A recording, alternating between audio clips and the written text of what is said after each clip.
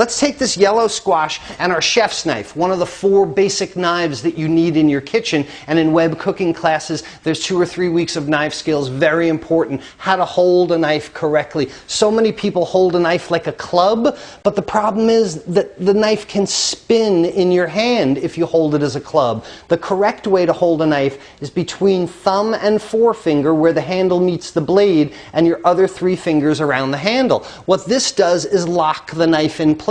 This crook of your index finger goes against the spine of the knife. It locks it in place. So let's start cutting up the yellow squash.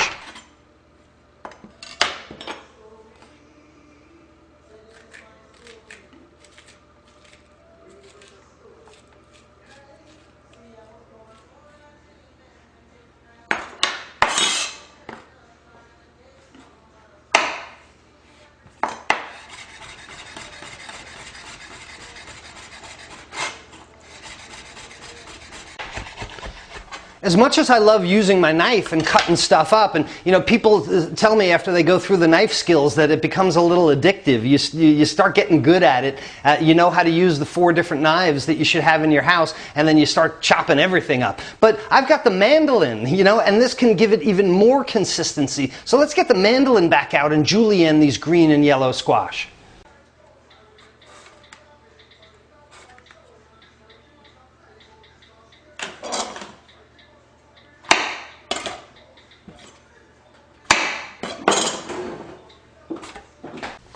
And now that I've got all that nice julienne of green and yellow squash, let's get out a plastic container, a Tupperware item, throw all that stuff in there, and start thinking about making a slaw. An Asian slaw, and what goes well with that is some green onion. So back to some knife skills that we can cut some green onion up.